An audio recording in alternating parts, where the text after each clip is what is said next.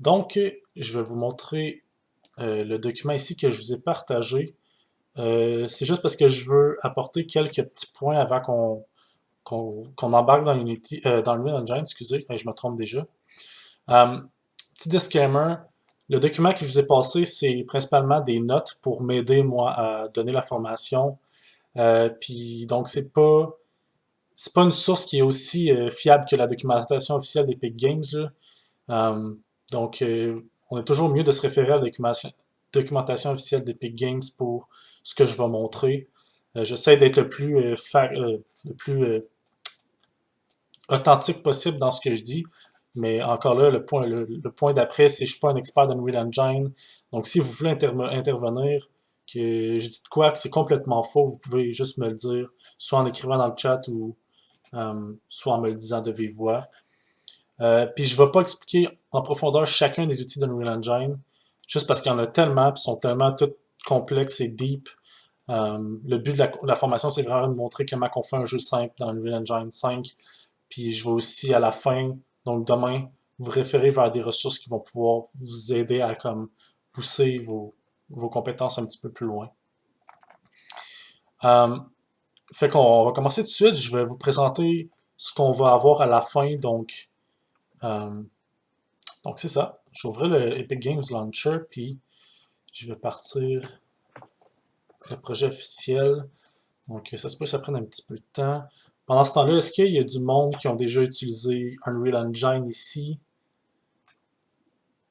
Vous pouvez juste répondre oui dans le chat si vous l'avez déjà utilisé.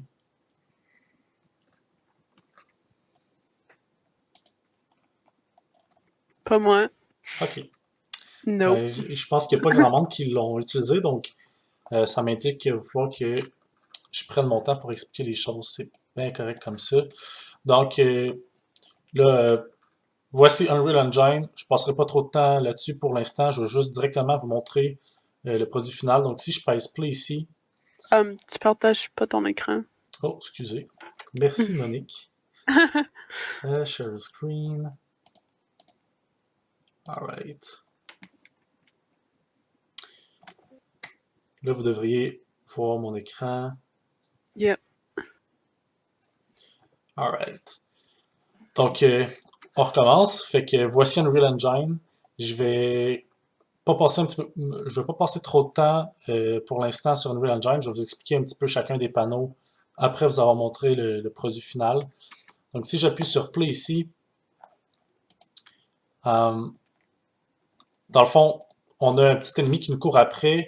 On voit que c'est un top-down, donc un petit peu comme dans le style de Diablo, Path of Exile.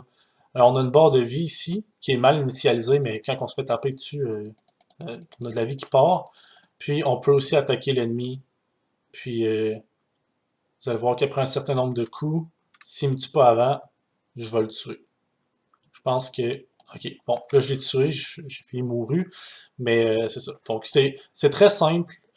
Puis si on meurt, notre pawn fait juste se faire détruire, notre acteur se fait juste détruire. Donc c'est très simple, mais vous allez voir que ça va nous prendre pas mal tout le temps des deux séances pour faire ça. Puis j'essaie aussi de vous montrer des bonnes pratiques, comment on structure nos blueprints, comment on structure notre content browser pour que vous-même, quand vous allez travailler dans vos projets, vous puissiez travailler dans des projets qui sont propres puis que vous n'allez pas trop vous mettre des bâtons dans les roues. Donc, maintenant, prochain point, euh, présentation rapide d'Unreal Engine. Donc, je vais tasser ça, puis je vais vous guider sans que... OK. Donc, présentation rapide d'Unreal Engine. Donc, je vais vous présenter grosso modo les différents panneaux. Donc, ici, on a le Content Browser. Le Content Browser, ce que ça contient, c'est tous les assets qui vont vous permettre de construire votre jeu. Donc, ici, on voit, on a animation, on a les maps, les matériaux, les meshes, on a les éléments de UI, les textures, on a certains paquets, asset packs qu'on a importés, donc City of Brass Enemies, puis le Starter Content.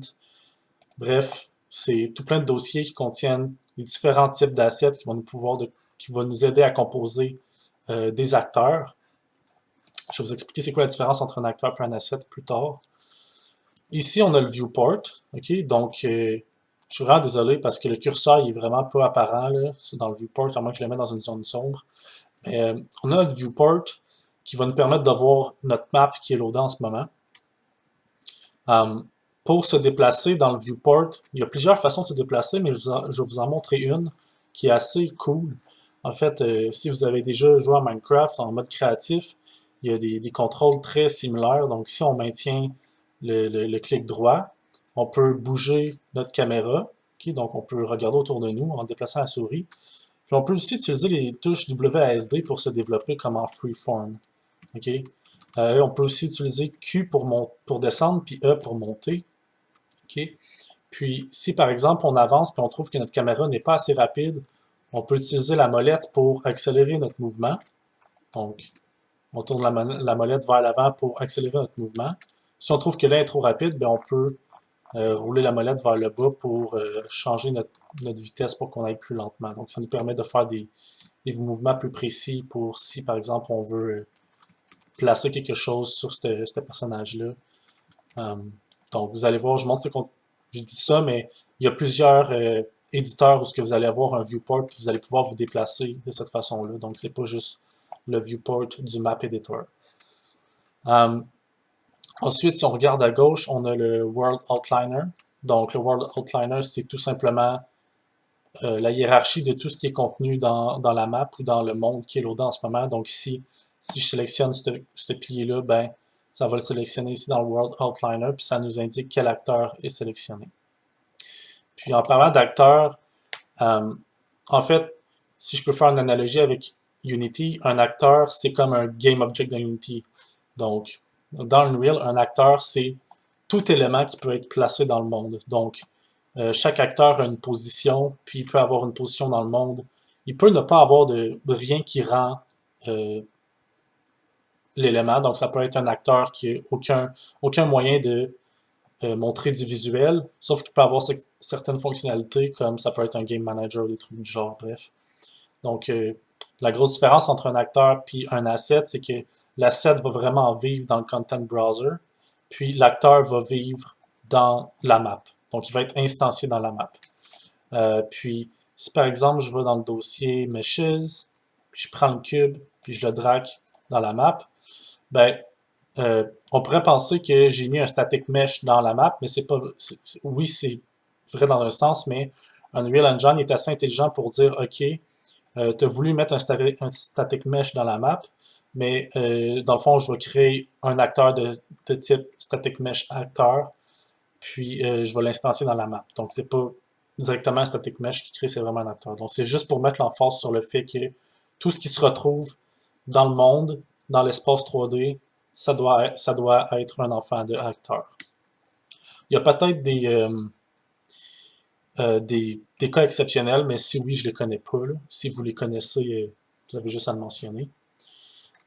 Puis, ça m'amène à vous parler du panneau Details, qui, lui, si par exemple on a notre cube de sélectionner, il va nous afficher les informations, donc les propriétés de ce cube-là et de ses composants. Donc ici, on voit que dans le cube, ben, on a sa racine, donc l'instance, puis on a un composant de type static mesh.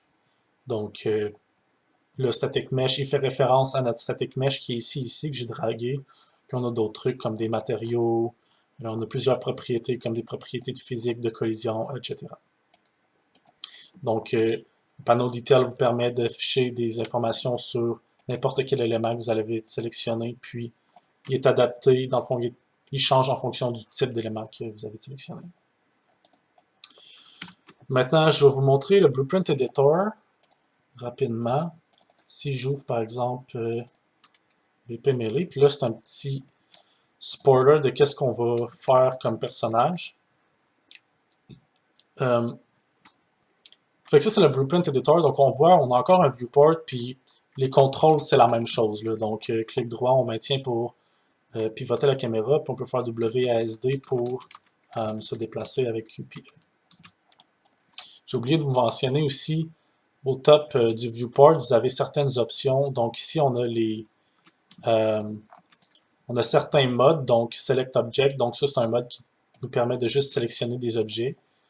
On a aussi Translate, donc si on a Si on sélectionne un objet dans le mode Translate, ben on peut déplacer ces éléments-là.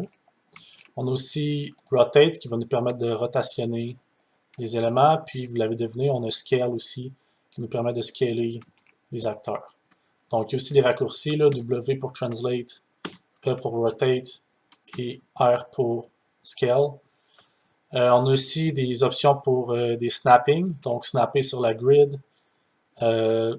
Pour la rotation, snapper par bond de 10 degrés, puis pour le scale par facteur de 0.25. On a la camera speed par défaut. Ici, on a des options du viewport, donc est-ce qu'il est en real time, est-ce qu'on show les FPS, show les statistiques, bref. Moi, personnellement, j'ai jamais joué là-dedans, mais vous pouvez changer le field of view, puis d'autres trucs. Ici, perspective, ça peut être intéressant parce que on peut voir notre monde de top. Bon, là, c'est pas très intéressant. Mais bref, il y a plusieurs types de vues qu'on peut utiliser, puis on va l'utiliser quand on va créer notre ennemi pour, c'est ça, pour bien placer la capsule. Juste voir si j'ai commencé à enregistrer. Oui, ok. J'en étais où? Ok. Ici, on a des options de rendu. Donc, par défaut, on est en mode lit. Donc, en fait, ça va calculer les lumières sur l'éclairage. Si on se met en unlit, ça va juste afficher les couleurs brutes des éléments sans éclairage. Puis il y en a plusieurs, donc on peut voir le wireframe des éléments. On peut voir aussi les réflexions, assez fancy. Bref. Puis dans Show ici, on peut toggle la visibilité de certaines choses. Donc si par exemple, j'affiche navigation, on va voir le nav mesh qui s'affiche. Donc on peut débugger certaines choses à l'aide de ça. Puis il y a vraiment d'autres trucs là qu'on peut activer et désactiver. Je vais vous les montrer au fur et à mesure, mais c'est ça, vous pouvez, comme vous amuser, cliquer sur tout ce qui vous tente, puis faire crasher Unreal Engine une fois de temps en temps pour apprendre. OK, puis je retourne dans le Blueprint Editor. Donc, dans le Blueprint Editor, on a notre viewport. Je vais vous amener ici il y a un panneau composants, Components, qui, vous l'avez deviné, c'est la liste de tous les composants qui qui composent notre blueprint ou notre acteur. Donc ici, on voit qu'on a un capsule component qui est la capsule ici pour les collisions. On a un arrow component, un mesh, un autre mesh en dessous du mesh. Donc ça, c'est les composants de scène, donc ils ont toute une position. Puis ici, on a les composants d'acteurs qui n'ont aucune position, qui font juste rajouter de la fonctionnalité au blueprint. Ici, on a My Blueprint, où on a la liste des graphes, des fonctions, des macros. On a aussi les variables, puis des event dispatcher. Donc, on va voir, on va travailler avec certains des éléments ici, sauf macro. On ne l'utilisera pas vraiment. J'ai jamais vraiment utilisé les macros en Blueprint, mais c'est ça. Puis juste une petite parenthèse, le Blueprint il est vraiment très, très, très inspiré de C++. En fait, il est conçu, il a été designé pour bien travailler de pair avec C++. C'était un petit peu pour ça qu'on a un macro ici, là, vu qu'on a des macros en C++, on va être capable d'en avoir en Blueprint aussi. Puis je tiens à mentionner aussi qu'on ne fera pas on va pas faire de C++ dans ce cours-là juste parce que le C++ dans Unreal Engine c'est assez macro hell, là. Il y a beaucoup de macros, puis c'est quand même une learning curve assez importante. Je me suis dit que les blueprints, first c'est de quoi de nouveau qui n'est pas nécessairement dans Unity de base, à moins que je sois vraiment pas à jour. Donc ça va être, je pense, plus intéressant pour commencer puis juste voir qu'est-ce que Unreal Engine peut faire. Puis aussi vous introduire à la programmation visuelle parce que ça peut être vraiment nice quand on veut prototyper des jeux rapidement. On a aussi le panneau Details ici, comme dans le Map Editor. Dans le Blueprint Editor, on a un panneau Details qui est essentiellement la même chose. Donc, par exemple, j'ai Health Component de sélectionner. Puis ici, je peux modifier Maximum Life puis Current Life. Donc, on peut modifier plusieurs propriétés de Health Component. Si on regarde en haut ici, on a deux autres onglets. On a le Construction Script, donc c'est comme le constructeur de la classe Blueprint. Puis, on a aussi le Event Graph. Donc, c'est là où on va avoir nos appels d'événements qui vont rentrer, puis on va pouvoir exécuter du code selon certains événements. Donc, c'est quand même très utilisé, là. Unreal Engine est beaucoup basé sur la programmation événementielle. C'est très, très, très, très encouragé dans Unreal Engine. Donc, c'est ça pour le Blueprint Editor. Vous remarquerez que dans la plupart des éditeurs, on a une barre de menu en haut qui expose des actions qu'on peut faire selon quel éditeur dans lequel on est. Donc, ici, dans Blueprint Editor, on peut compile, save. Puis, on peut aussi accéder aux settings de classe, puis class default. Je sais pas trop c'est quoi la différence, là. Ok, I guess que class default, ça fait référence à self ici. Puis on peut aussi cliquer sur Play, c'est un petit raccourci. Puis si on retourne dans notre map editor, ben, on a d'autres trucs. On a des choses ici qu'on n'utilisera pas vraiment. Des cinematics, content browser, donc on peut avoir plusieurs content browser. Les modes, on n'utilisera pas, mais vous pouvez les explorer vous-même. Ici, c'est un mode qui nous permet de sculpter un landscape, donc du terrain. Puis on a le bouton ici, Play, qu'on va se servir souvent, puis on a Save ici. Donc, c'est pas mal tout pour la présentation rapide d'Unreal Engine. Introduction au Blueprint. Je vais y aller rapidement. Je vais regarder le Blueprint ici. Donc, c'est la programmation visuelle. Donc, c'est node-based dans le fond. On va faire de la programmation à l'aide d'un graphe puis des nœuds avec des liens qui se relient, avec des outputs, des inputs, etc. Puis, première chose à remarquer, c'est qu'on a le trait blanc ici. Puis, généralement, le trait blanc, c'est notre flow d'exécution. Donc, ici, on entre dans la fonction. Après, on regarde si de quoi est valide. Si ça, c'est valide, on va aller dans la branche. Si la condition est true, on va exécuter ça. Donc, c'est vraiment très, très, très similaire à la programmation textuelle, sauf que c'est beaucoup plus visuel, of course. On a par exemple, ici, on est dans la fonction attack actor. On a l'entrée de la fonction ici avec un input. Donc, généralement, les nœuds c'est soit une entrée d'une fonction ou la sortie d'une fonction. Donc, vous allez voir que si je vais voir ici isActor in range, on a les return nodes ici qui sont en mauve avec les valeurs à retourner. Les nœuds en blanc, c'est généralement des nœuds conditionnels. Donc, des branches, des cases, des sequences. C'est pour des nœuds de structure, en fait. Les nœuds en vert, c'est des appels de fonctions pures. Donc, c'est des fonctions qui n'ont pas d'effet de bord dans le... peu importe, par exemple, sur le blueprint. Puis, on a d'autres nœuds d'opération qui sont assez triviaux. On a aussi, si on retourne dans l'attack actor, des nœuds bleus qui sont généralement comme des fonctions qui ont souvent des effets de bord ou qui nécessitent un certain contrôle d'exécution, donc une logique d'exécution qui est comme imposée, I guess. Dans chaque nœud, on a les inputs, puis chaque couleur des pins représente le type d'input, puis on a les outputs, même chose, les couleurs des pins représentent les différents types d'input. Donc vert c'est float, bleu c'est une instance d'un object, ça peut être un acteur, whatever. Mauve c'est une classe, donc un type de classe, etc. Donc ça fait beaucoup d'une shot, je suis conscient, mais on va juste mettre les mains dedans, ça va juste le fun va juste commencer plus tôt, puis on va apprendre au fur et à mesure. Avant de continuer, avant qu'on crée notre projet, est-ce que vous avez des questions par rapport à ce qu'on a vu pour l'instant?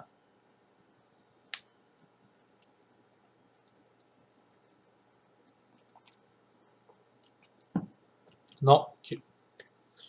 Alright. Donc, je vais fermer le projet, puis on va créer... Ok, j'espère mon launcher va lancer. Ok. On va créer notre projet. Pardon. Dans Library. Pour créer notre projet, ce qu'on va faire, c'est qu'on va sélectionner la version de Unreal Engine qui nous intéresse, puis on va juste appuyer sur Launch. Donc, c'est drôle parce que tantôt, je ne m'attendais pas à devoir launcher l'engine pour créer un projet. Je m'attendais à ce qu'il y ait un petit plus ici, fait que j'ai passé littéralement 10 minutes à chercher comment. Fait que je suis bien content de m'avoir pratiqué tantôt parce que ça n'aurait pas été beau pour ce soir.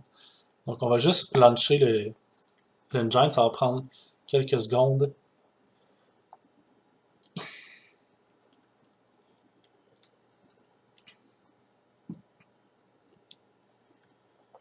OK. Un coup que c'est launché, on va aller dans la section Games. Puis là, on voit que Unreal Engine nous propose des presets de jeu. OK? Donc, on peut faire un jeu de type First Person, Third Person, Vehicle Advanced, bref. On a plusieurs projets de base qui vont nous permettre d'avoir une bonne base pour commencer notre jeu ou pour commencer à prototyper. Nous, dans notre cas, ça va être top-down. Moi, je suis un grand fan de Diablo, de la franchise Diablo. Donc, c'est pour ça que j'ai pris top-down, ça m'intéressait. On va y aller en blueprint. Généralement, c'est par défaut. Desktop, maximum, starter counter, content. Au début, je voulais l'inclure, mais j'ai décidé de ne pas l'inclure juste parce qu'il est d'un genre, puis on ne va pas se servir de quoi que ce soit du starter content. Fait que je vais vous demander de. Ça change pas grand-chose si vous le gardez coché, mais ça sera pas nécessaire. Puis ray tracing, mon ordi le supporte pas, donc non. J'aurais une question, moi. Le quality preset, ça, c'est juste dans le render pendant qu'on travaille dedans ou c'est vraiment le render final? C'est une bonne question. I guess, j'aurais tendance à dire que c'est pour ton workspace quand tu travailles dessus, parce que d'après moi, tu as une façon de proposer des settings plus conviviales aux users. J'ai vraiment l'impression que c'est plus pour nous. Puis anyway, tout ce qu'il y a ici peut être changé même après avoir créé le projet. Donc, j'ai pas de réponse claire. Mais en tout cas, avec Maximum, j'ai pas eu de problème. J'aurais tendance à dire que c'est tout simplement pour la création du jeu. OK. C'est ça, je me demandais, mettons, si la machine, sur laquelle on travaille, commence à avoir un peu de misère, qu'on puisse un peu diminuer le render pendant qu'on travaille. Définitivement aussi, comme j'ai mentionné tantôt dans le viewport, tu peux activer, désactiver des options. Donc, s'il y a trop d'options d'activer, tu peux le mettre dans un autre type de rendu différent. Fait que Unreal Engine est vraiment bien fait, là, donc ça m'étonnerait que tu sois comme lock en maximum si tu crées un projet en maximum. Puis l'autre option, c'est Scalable. Je ne l'ai pas exploré, fait que c'est pour ça que j'ai pas de réponse claire. Peut-être qu'éventuellement, je vais en avoir une, mais pour l'instant, non. Donc, plaisir. Project name, moi je vais l'appeler Note Diablo. Juste parce que j'avais vraiment pas de nom original en tête. Puis je vais juste faire Create. Ça va créer mon projet.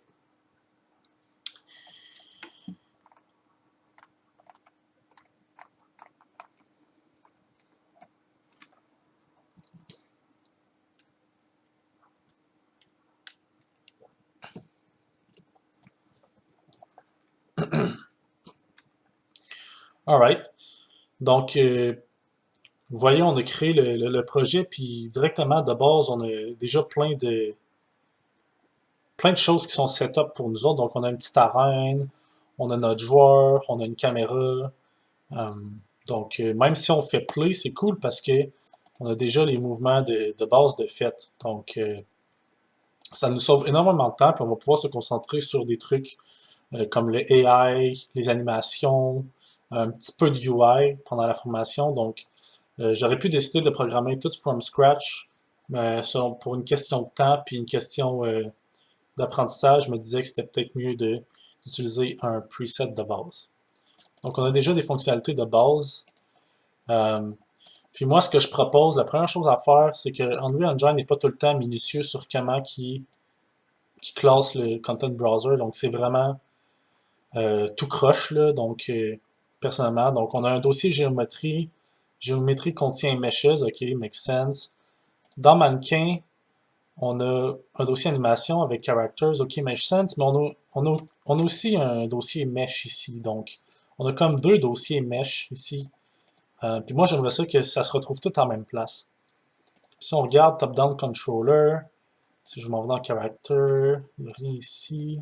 Tu sais, comme on a un dossier vide character, les characters sont ici, mais ne sont pas dans character. En tout cas, Vous voyez le genre, puis il y a matériaux dans Blueprints. C'est vraiment tout croche, fait que on va prendre le temps de juste classer tout ça. Ça va prendre un bon 5-10 minutes, tenez bon, mais au moins ça va pay off pour le reste du projet.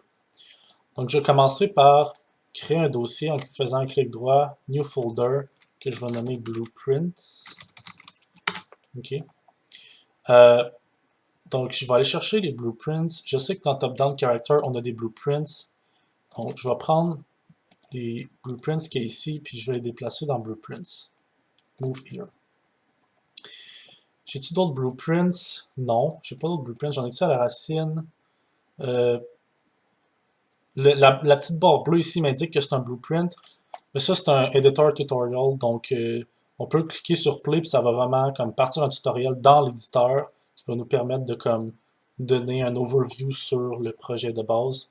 Mais on peut le delete. Ça ne sera pas important pour nous.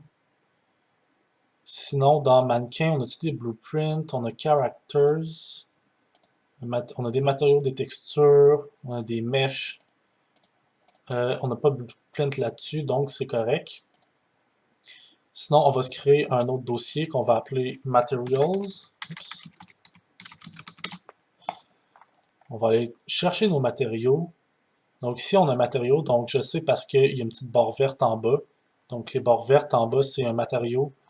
Vous pouvez aussi avoir des instances de matériaux. Je pense que c'est un vert un petit peu plus pâle ou c'est le même vert, je suis plus sûr, je me souviens pas. Mais cela, on va le prendre puis on va le mettre dans matériaux ici. Je sais que dans Character, j'ai d'autres matériaux. Donc, on va prendre tout ça ici, puis on va le mettre dans matériaux. Move here. Ensuite, je pense que c'est tout pour les matériaux. Oh non, dans Top-Down, Blueprint, dans le dossier Blueprints, on a un matériau. Donc, je vais prendre ça, puis je vais le draguer dans Materials aussi. Encore dans Top-Down Blueprints, on a un dossier qui s'appelle Maps. Ce que je vais faire, c'est que je vais juste prendre le dossier carrément, puis je vais le draguer sur Content pour qu'il soit directement en dessous de Content. Puis ensuite, on devrait être capable de supprimer Top-Down parce qu'on n'a plus rien dedans. Donc si je fais clic droit, Delete, Delete ici, Delete, ben ça marche pas.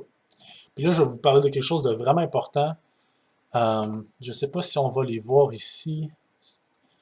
Dans le fond, Unreal Engine, quand tu fais un déplacement d'un asset dans le Content Browser, il ne va pas automatiquement aller updater les références de tous les objets. Ce qu'il va faire, c'est qu'il va créer un objet de type, je pense que c'est Redirectors, qui lui va juste rediriger la référence vers le nouvel emplacement ou l'objet avec le bon nom. Donc, c'est un petit peu comme en background, puis c'est pour ça qu'ils affichent pas de base, là. Mais c'est juste important que ça existe. Puis si je vais dans Add an Asset Filter, Order Filter, puis que je fais Show Redirectors, dans certains... Bon, on les voit pas. Bref. Je sais qu'il y a des redirectors en arrière-plan, donc ça nous empêche de supprimer les dossiers. Donc ce qu'on va faire, c'est qu'on va faire un clic droit sur Content, puis on va Fix Up Redirectors in Folders. Donc ça va enlever tous les objets de type Redirectors, puis ça va vraiment référencer les bons éléments partout où ce que la référence est un Redirector. Bref, c'est un petit peu technique, là, puis je m'en excuse. Je suis pas capable de l'expliquer comme du monde, mais sachez que quand vous faites des manipulations dans le Content Browser, c'est important de faire Fix Up Redirectors, souvent juste pour cleaner le Content Browser. Là, j'ai fait ça. Là, normalement, je devrais être capable de supprimer Top-Down. Puis si ça ne marche pas, ce qu'on peut faire, c'est clic droit sur Top-Down Blueprint, Show in Explorer. Là, ça le montre dans l'Explorer. Je vais revenir au niveau, puis je vais juste le déliter. Je sais qu'il n'y a rien dedans, donc j'ai pas peur. OK? Donc là, ça l'a mis à jour. Il n'est plus dans mon Content Browser, puis je suis content. Maintenant, on a le dossier Mannequin, qui lui contient des animations, des materials, des meshes, des textures. On va tout de suite se créer un dossier qui s'appelle Animations. Puis, on va juste prendre toutes les animations du mannequin, puis on va les mettre dans Animations. Même chose, on a des matériaux qu'on a déjà déplacés. On a des meshes, donc on va se créer un nouveau dossier qui s'appelle Meshes. On va prendre les meshes ici, puis on va les draguer dans Meshes. Move here.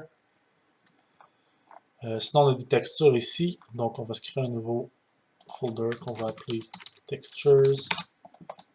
On va prendre toutes les textures ici, puis on va les draguer dans Textures. OK. Animation, donc ça c'est correct, c'est vide, c'est vide, c'est vide. C'est vide ça aussi, donc normalement, si on essaie de delete mannequin, il a réussi à le delete, donc tout est beau. Je vais quand même fixer up les redirectors just in case. Tout ce qui nous reste, c'est géométrie. Donc, on a des meshes dans géométrie. Donc, on va juste prendre les meshes ici. Puis, on va les draguer dans Meshes. Puis, je vais supprimer géométrie.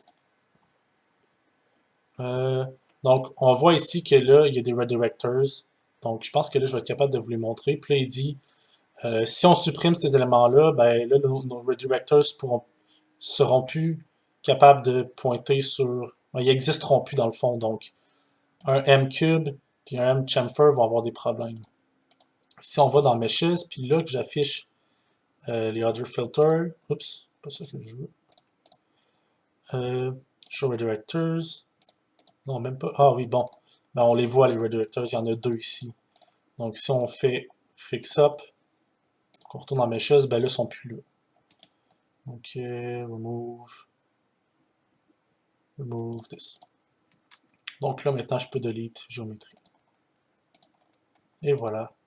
Donc maintenant, notre Content Browser, il est tout beau. Fait que ça va nous permettre de mieux travailler puis de mieux se repérer dans le Content Browser. Est-ce que vous avez réussi à suivre tout le monde? Si votre Content Browser n'est pas 100% comme le mien, c'est pas vraiment grave. Il y a l'option aussi de faire Search Content aussi. Donc si vous ne trouvez pas un élément parce que votre Content Browser n'est pas pareil que le mien, vous avez juste à faire Search Content avec le nom puis vous allez être capable de trouver ce dont je parle.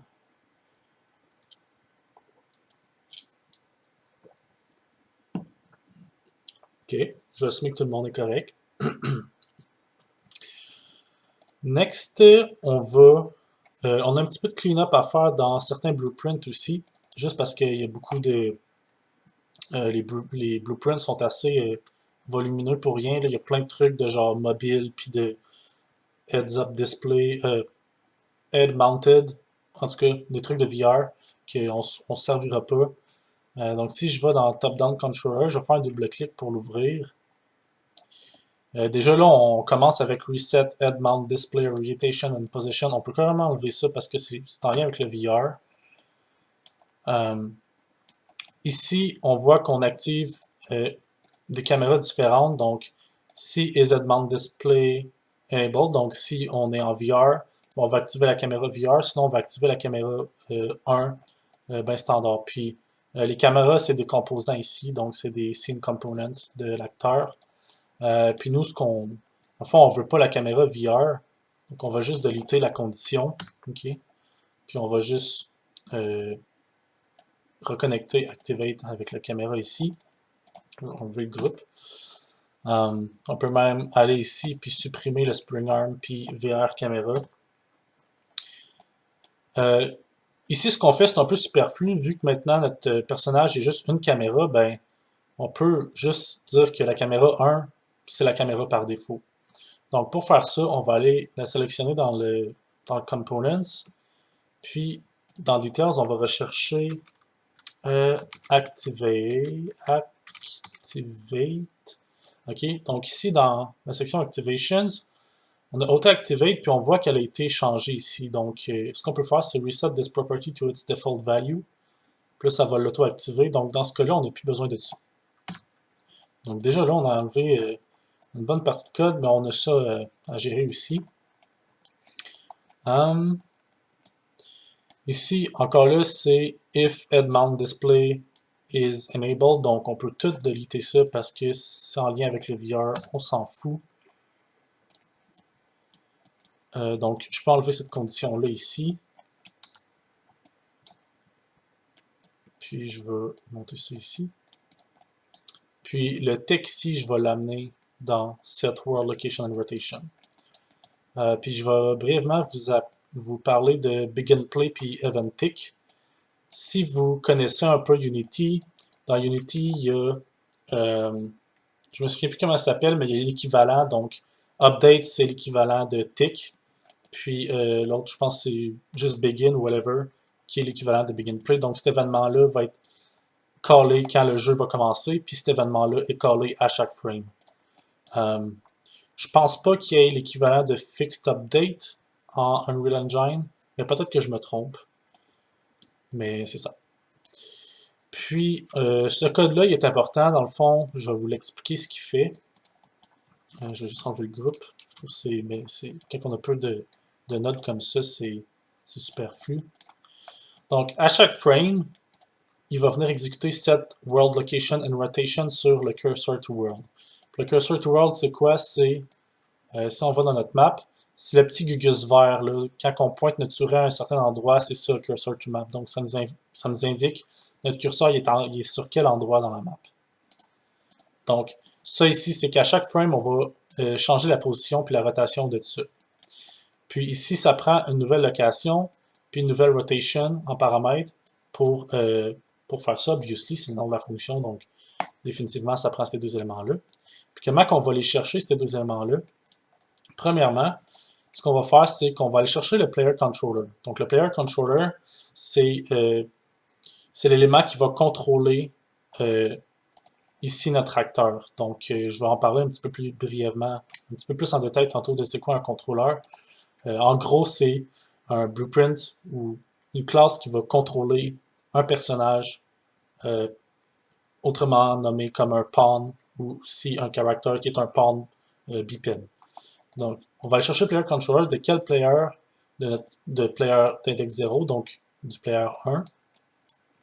Ce qu'on va faire, c'est qu'on va get it result under cursor by channel. Fait que ça, ce que ça fait, c'est que ça va faire un ray trace où ce que notre souris allait, puis ça va regarder où est-ce que ça collide dans le monde, puis ça va nous retourner un résultat. Donc ici, on va trace par visibility, donc certains éléments ont des profils de collision, donc si on sélectionne le cube ici, puis on va dans Collision, on a Collision Preset, puis ici c'est défaut, puis défaut, par défaut, il contient Visibility à bloc. Donc cet objet-là, quand on va tracer le rayon, ben, il va bloquer le rayon, puis il va nous renvoyer un résultat. Okay?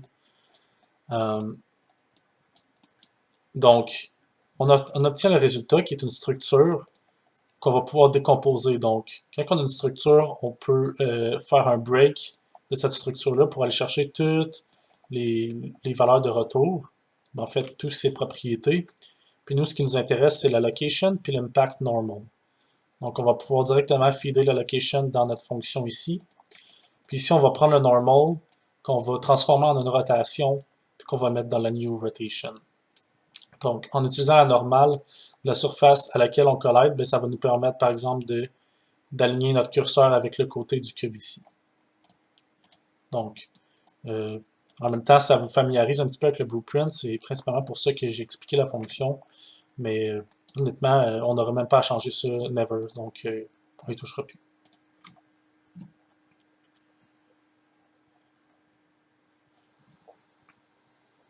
Est-ce que ça va pour tout le monde rendu là?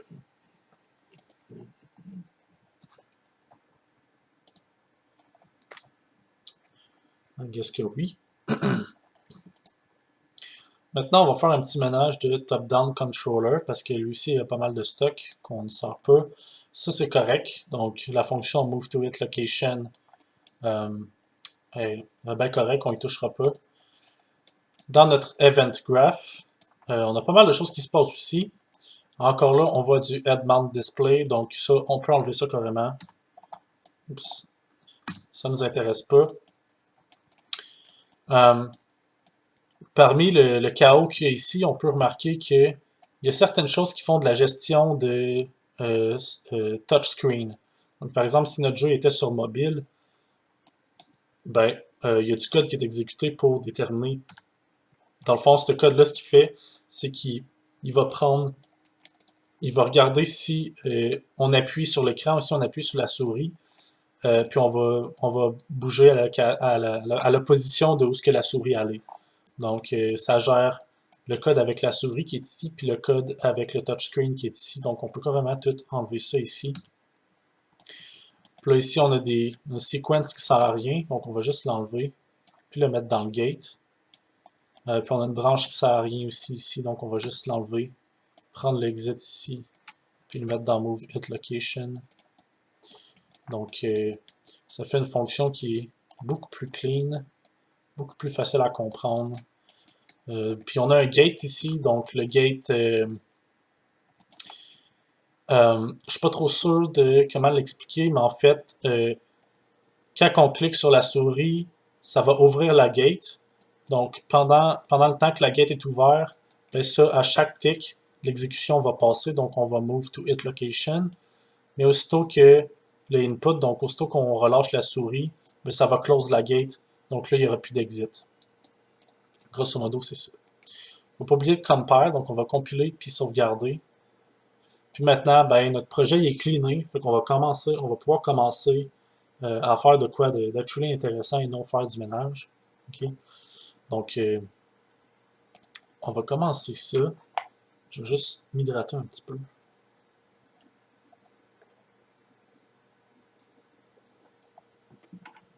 Alright. Donc, on va commencer un petit peu à l'envers. Au lieu de faire les fonctionnalités de notre personnage, on va se programmer un ennemi. Donc, vu que nous, on est déjà capable de bouger, ben, on a un petit peu d'interaction à faire, donc on va se programmer un ennemi qui va nous courir après et qui va essayer de nous attaquer. Donc, je dirais qu'aujourd'hui, ça va pas mal être notre but de s'avancer le plus loin possible dans cet ennemi-là. Puis, ça va vraiment faciliter l'implémentation de certaines fonctionnalités quand va venir le temps de les ajouter au player parce qu'on va tout simplement faire une copie de notre ennemi qui va déjà avoir tous les composants qu'on a besoin. Puis on va pouvoir utiliser ces composants-là pour créer les actions de notre joueur. Donc éventuellement, on n'aura plus ce mannequin-là, on va avoir un joueur beaucoup plus intéressant, avec des animations plus stylées, puis un modèle plus stylé aussi.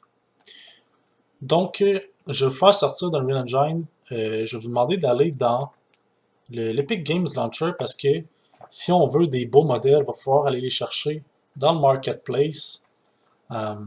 Donc, ça va vous montrer un petit peu comment le Marketplace fonctionne puis comment vous pouvez aller chercher des assets dans le Marketplace. Surtout quand on commence du game development, on n'a pas nécessairement la capacité de tout faire nos assets nous-mêmes. Donc, c'est le fun de pouvoir profiter de ce que les autres ont fait. Il y a beaucoup de content qui sont gratuits. Il y en a qui coûtent de quoi, obviously. Mais il y a quand même des choses qui sont gratuites. Puis dans le fond, l'asset pack que je vais vous faire acheter, dans le fond, il coûte 250$. Donc, non, c'est pas vrai. Il est gratuit en fait.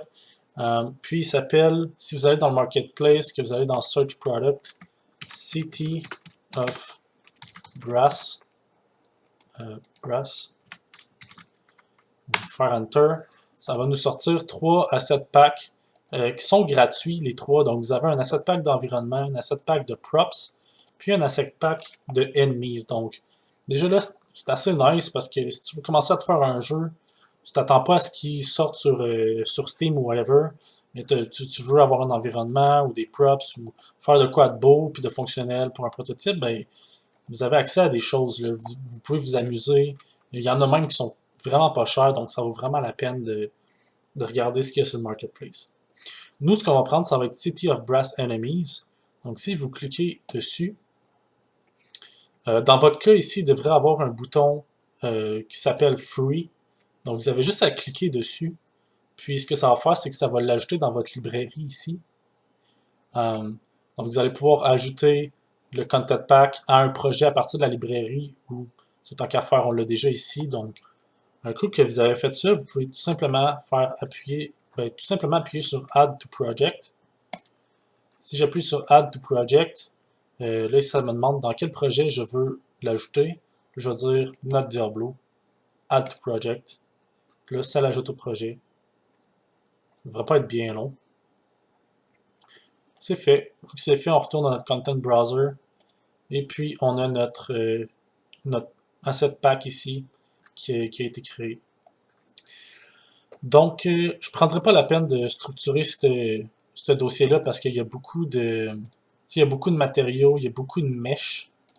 Puis, je me suis essayé tantôt, puis ça crée juste plus de problèmes, là. Donc, il y a beaucoup de textures. Donc, on va juste le garder dans City of Brass Enemies. Puis ça va être bien en masse pour la formation. Un coup qu'on a fait ça, on va commencer par créer notre premier blueprint. Donc, je vais aller dans Blueprint, puis je vais créer un nouveau dossier qui va s'appeler Characters. Donc, je vais en profiter pour prendre Top-Down Character puis Top-Down Controller, puis je vais les draguer dans Characters aussi, juste parce que c'est plus leur place. Là, on a des redirectors, donc on va les fixer. Dans Characters, en fait, je vais les cacher, les redirectors. On va faire un clic droit dans le dossier, puis ici, on a Blueprint Class. Excusez. On va juste appuyer là-dessus. Là, ça va nous demander de pick une parent class. Puis nous, ce qu'on veut, c'est un character, of course. Donc, c'est quoi la différence entre un pawn et un character? Parce que c'est très, très, très similaire. Donc, un acteur, c'est statique, OK? C'est pas prévu pour qu'il ait de mouvement. C'est vraiment comme le cube ici, c'est un acteur bien standard avec un composant static mesh. Un pawn, c'est un acteur sur lequel on prévoit recevoir des inputs d'un contrôleur. Donc, notre contrôleur, ça se peut qu'il nous demande qu'il déplace le pawn ou qui, en fait, c'est ça, qui contrôle le pawn pour le faire se déplacer, sauter, se crouch, etc. Character, c'est la même chose, sauf que c'est optimisé pour les bipèdes, donc pour les êtres humains, donc les gens qui ont 2 pattes, 2 bras, ça peut être des singes, bref, tout ce qui se rapproche d'un bipède, ça peut être très bien représenté par un character. Si par exemple vous aviez un dragon ou une pieuvre, ce serait plus un pawn parce que c'est très différent d'un bipède. Player Controller, justement, ça le dit pas mal, c'est un contrôleur pour le joueur, donc c'est le type de contrôleur qui va recevoir l'input de la souris, du keyboard, d'un contrôleur physique, donc qui va pouvoir driver un character ou un pawn, etc. Puis là, il y en a d'autres, donc Actor Component, Scene Component, qu'on va voir dans la prochaine séance. Donc nous, ce qu'on veut, c'est un character. Puis on va le nommer. Là, il y a une petite convention. Quand on crée un blueprint, on va tout le temps le préfixer de BP underscore. Donc BP en majuscule underscore et le nom du blueprint qu'on veut lui donner. Donc, dans notre cas, on va l'appeler melee. Parce que ça va être un ennemi corps à corps qu'on va créer. Si on ouvre le blueprint melee, ça va ouvrir notre blueprint, obviously. Puis on se rend compte qu'il y a des composants par défaut. Donc, c'est justement ce que fait le fait de choisir character comme classe de base, comme parent class, c'est que ça nous a créé certaines choses par défaut qui se retrouvent généralement sur toutes les bipèdes. Okay? Donc, on a un capture component pour les collisions de notre personnage. On a un arrow component qui indique dans quelle direction notre personnage va faire face. Honnêtement, ça, c'est plus du quality of life. C'est pas très nécessaire. Puis, on a notre mesh qui va permettre de rendre un certain mesh pour notre personnage. Puis, on a aussi le character movement component. Donc, on a plein de valeurs dans le character component, movement component, excusez. Par exemple, max walk speed, jump easy velocity. Bref, comment notre personnage va bouger. Max walk speed, crouch, la masse de notre personnage. Bref, tout ce qui est en lien avec le mouvement du personnage chez le. Il y a même des trucs de network. En tout cas, on va voir genre le 2% de tout ce qu'il y a ici. Là. Mais c'est le fun parce que vous n'avez pas à genre tout faire vous-même. Donc ça permet de comme se lancer sur ce qui compte le plus, donc les mécaniques de jeu, etc. Ce qu'on va faire, c'est que premièrement, on n'a pas de visuel pour notre personnage, c'est un peu plate, donc on va ajouter un visuel. Donc si je sélectionne Mesh dans le component, dans le Details Panel, je vais rechercher Skeletal Mesh. Je vais aller dans le drop-down, puis nous, ce qu'on veut, c'est Corpse Sword. Donc, on veut le Skeletal Mesh Corpse Sword. Donc, si je le prends ici, on voit que ça va ajouter un visuel à notre personnage. Là, on s'entend que la capsule puis notre personnage ne fit pas bien, donc je pense que c'est mieux d'adapter le mesh à notre capsule. Donc, on va le déplacer puis resize le mesh pour qu'il fit dans notre capsule. Donc, pour faire ça facilement, je vais me mettre en mode front. Donc, si je clique ici sur perspective, je m'en vais en mode front. Ça va me permettre de beaucoup plus facilement placer, aligner mon personnage à ma capsule. Donc, comme ça, ici, je peux le descendre. Je vais le descendre comme ça. Puis là, je vois, si je me mets en lit, ou en lit, mettons. Non, nevermind. Wireframe. Je vois que ma capsule est comme pas assez grande pour mon personnage. Donc, ce que je vais faire, c'est que je vais réduire la taille de mon personnage. Donc, je vais le mettre à 0.9, 0.9, 0.9. Donc, j'ai descendu le scale. Puis, en deuxième temps, je vais juste modifier ma capsule parce que je trouve que ma capsule est comme pas au pied, donc notre personnage va rentrer un peu dans le sol.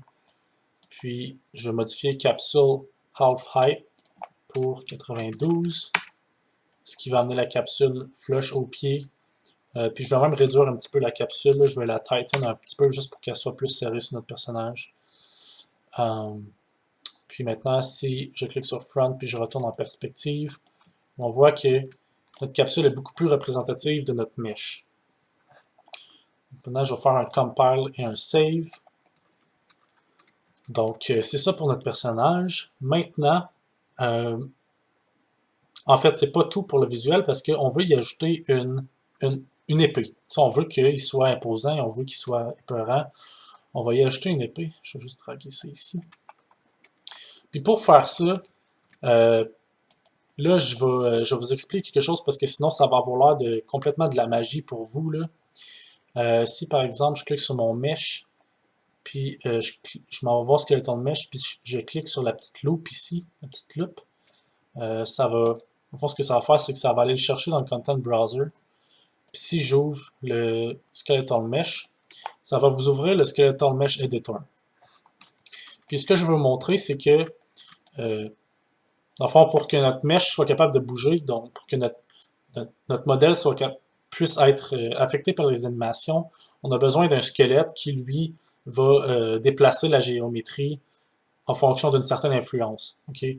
Donc, par exemple, on a l'os pour le pelvis, qui, lui, s'il bouge, il va bouger, en fait, je ne connais pas la structure de ce mesh-là, mais il va bouger, en fait, j'ai rien dit.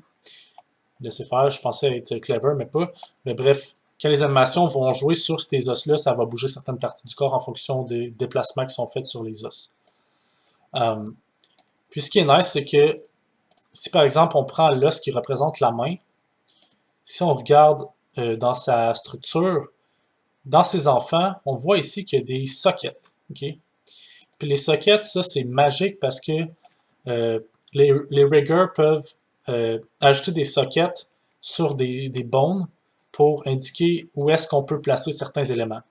Donc ici, on a conveniently un sword socket. Donc probablement que le rigger, il s'est dit, ok, je vais mettre un socket pour que la personne qui veut ajouter un arme à ce squelette-là, ben, il n'ait pas à passer par il n'ait pas à se faire marcher pour ajouter une épée. Puis en plus, ben, l'épée va s'ajouter à l'orientation puis à la position du socket.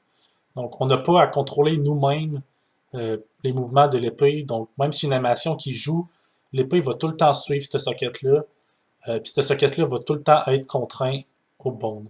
Donc c'est un petit détail que je voulais vous donner. C'est pas obligatoire de tout comprendre, mais juste pour pas que ça ait l'air de trop de la magie, puis comme piquer votre curiosité un petit peu, je vous le mentionne. Donc je vais fermer ça, puis je vais retourner dans mon blueprint, puis je vais sélectionner Mesh, puis je vais faire Add. Puis Add pour ajouter un nouveau component qui s'appelle de type Skeletal Mesh. Skeletal Mesh Corpse Sword, pas Simulation, l'autre. On va nommer ce composant-là Sword Mesh. D'accord. Puis, Sword Mesh, dans le fond, il va contenir le mesh de notre épée. Si on va ici dans notre Details Panel, on va aller sélectionner le Skeletal Mesh de notre épée. Donc, on va sélectionner le drop-down, puis on va marquer Sword. Puis là, on a le choix entre 4 types de swords différents. Donc, on a Corp Sword, Enemy Sword, Large Sword, puis Player Sword Mesh. Ce qu'on veut, c'est Enemy Sword Mesh. On va prendre Enemy Sword Mesh. Puis on se rend compte que notre épée est à terre. C'est donc triste. On veut pas qu'elle soit à terre, on veut qu'elle soit dans notre main. Donc, c'est là qu'intervient les sockets que je vous ai montrés. Si je regarde ici, j'ai une section Sockets, puis on a une variable Parent Socket. Donc, tout ce que je vais faire, c'est que je vais cliquer sur la petite loupe ici, puis je vais aller chercher mon Sword Socket. Et, tada! Mon épée se place dans la bonne direction, dans la bonne orientation par rapport à notre socket. Donc, ça, généralement, les sockets, c'est pas mal ce qui différencie un bon rigger d'un rigger bien standard, je dirais. Je ne veux pas faire de jugement, mais c'est quand même rendu trivial maintenant, les sockets. Donc, c'est très magique, puis ça aide beaucoup les développeurs à faire des choses comme ça. Donc, je compile et je sauvegarde. Ensuite, ce qu'on peut faire, c'est qu'on peut aller dans notre map, puis ajouter une instance de notre nouveau blueprint pour voir de quoi il a l'air. Si je le drague dans la map, ça va le positionner. On peut voir qu'il est dans la map. On a des collisions avec. Puis il est en belle T-pose. Maintenant, next step, on va y aller directement dans l'action. On va ajouter une AI à notre personnage. OK? Je sais pas, en fait, je vais demander si c'est correct pour tout le monde jusqu'à maintenant.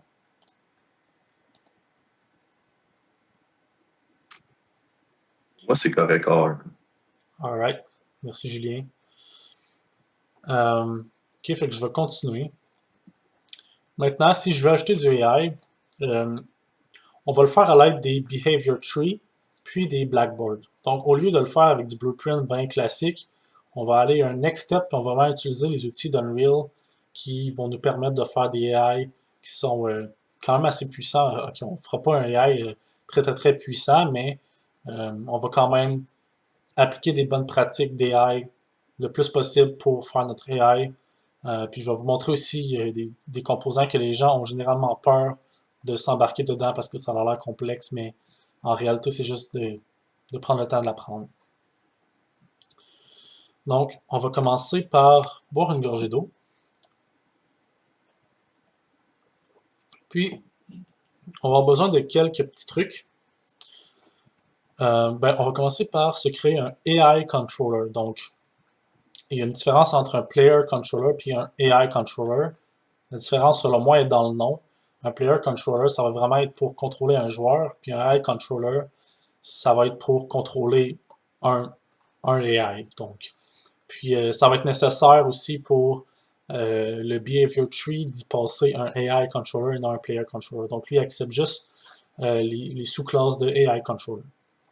Donc, on va se créer un AI controller dans Blueprint Class. On se rend compte que AI Controller n'est pas ici, donc on doit aller dans All Classes, puis on peut rechercher AI Controller pour aller chercher le contrôleur qui nous intéresse, puis faire Select. Puis, étant donné que c'est un blueprint, on va le préfixer avec BP underscore Melee Controller. C'est comme ça que je vais l'appeler. Puis, on va ouvrir le blueprint. Alright. En fait, c'est pas vrai. On va pas ouvrir le blueprint. On va ouvrir BP Melee. Puis, on va aller dans Class Defaults. Puis dans Class Defaults, on va rechercher AI Controller Class, puis on va lui donner BP Melee Controller qu'on vient juste de créer. Donc là, ça va indiquer à notre... à notre pawn qu'il va se faire manipuler par un Melee Controller. Je vais faire Complete Save. Maintenant, si je vais dans... je retourne ici dans mon Content Browser. On va se créer ce qu'on appelle un Blackboard, puis je vais vous expliquer c'est quoi un Blackboard.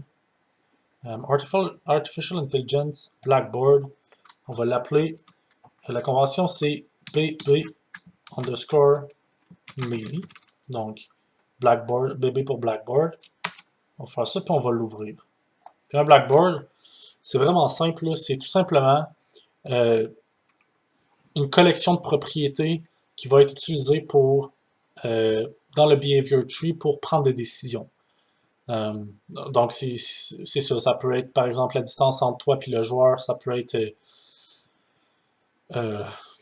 plein. En tout cas, j'ai pas d'autres exemples, mais c'est vraiment tout ce qui va nous aider à prendre la décision ou qui va être utilisé pour effectuer certaines actions. Par exemple, nous, on va avoir besoin d'une référence vers notre joueur pour que notre AI puisse regarder le joueur puis poursuivre le joueur. Donc ça, c'est une nouvelle clé qu'on va ajouter. Donc si je fais new key, excusez, de type object, que je vais nommer target actor. OK. Puis dans le Blackboard details, je vais m'assurer que keyType c'est object. Puis si je déroule ici base class, je veux que ça soit actor ici.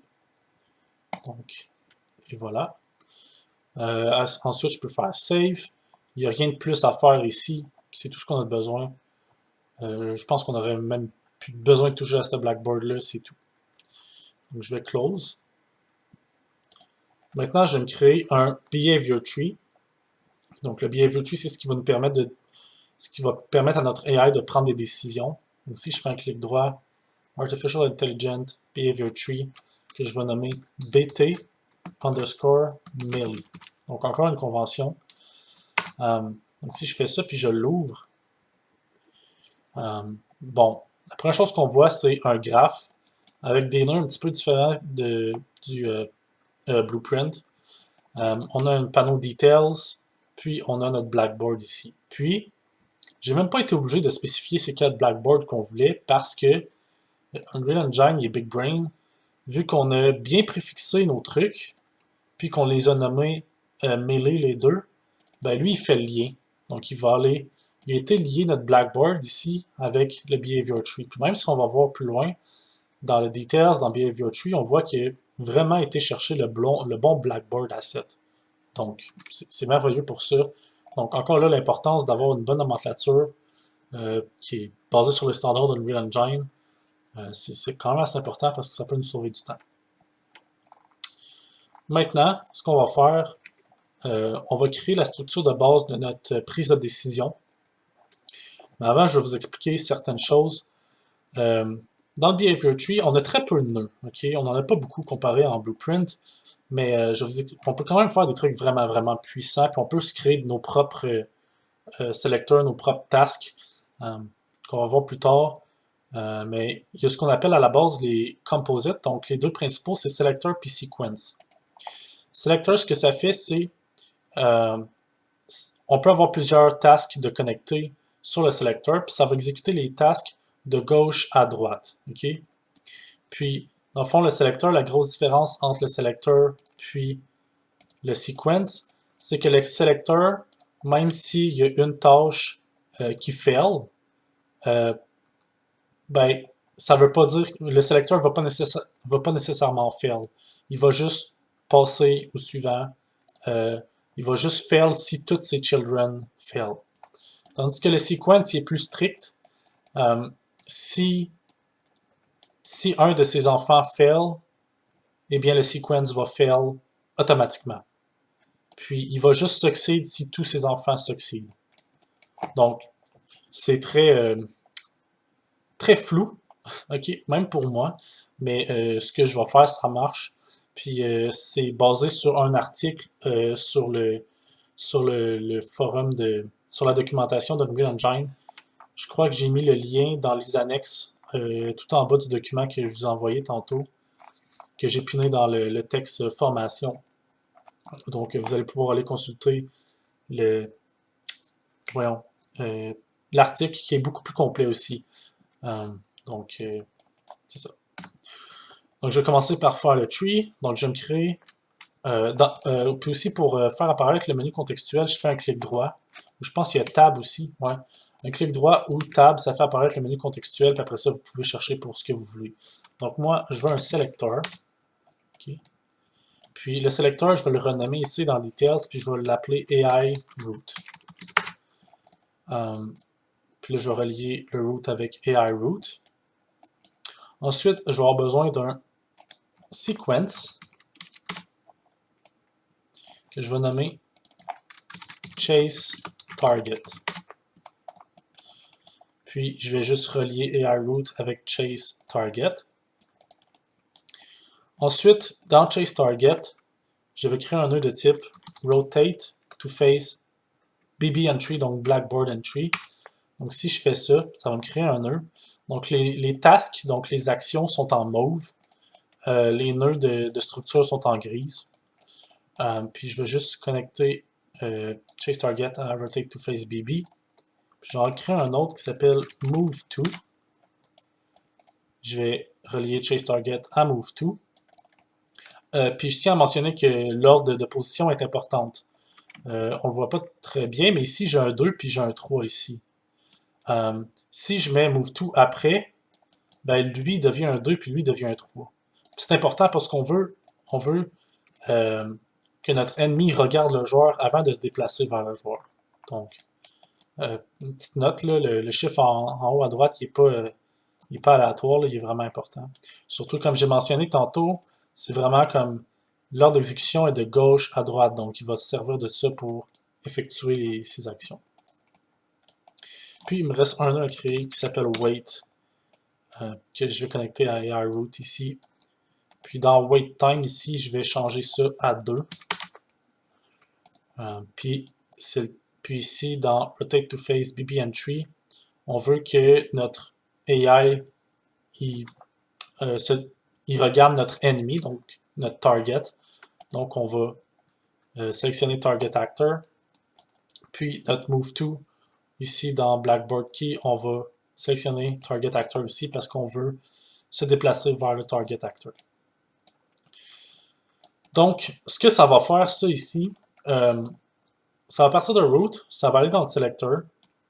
À partir du selector, on va exécuter les éléments de gauche à droite. Donc, on va aller dans le sequence ici. Puis à partir du sequence, on va exécuter ces enfants de gauche à droite. Donc, on va aller faire Rotate to Face BB. Si ça passe, on va aller faire Move To. Si ça passe, ça passe. Donc, ensuite, on va aller faire ça. Okay? Donc, c'est vraiment c'est comme une recherche en profondeur, en fait. C'est vraiment comme on va le plus creux possible. Après ça, on remonte, puis on descend. Si par exemple, on arrive ici, puis ça fail, vu que c'est un sequence, ben, tous ces enfants vont être annulés. Ça va failer. Mais vu qu'ici c'est un sélecteur, c'est pas grave, ça, si ça fail, ça va l'exécuter ça ici. Donc, si notre AI n'est pas capable de faire ça, ben, il va exécuter wait. Donc, il va attendre 2 secondes, puis après 2 secondes, ben, il va se réessayer pour faire ça. Donc, c'est pas mal le flow de notre behavior tree. Est-ce que ça va jusqu'à maintenant? Est-ce que vous avez des questions? Je tiens à dire bonjour à ceux qui se sont joints.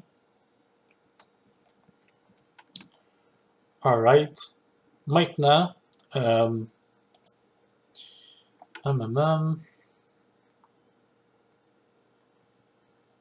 alright.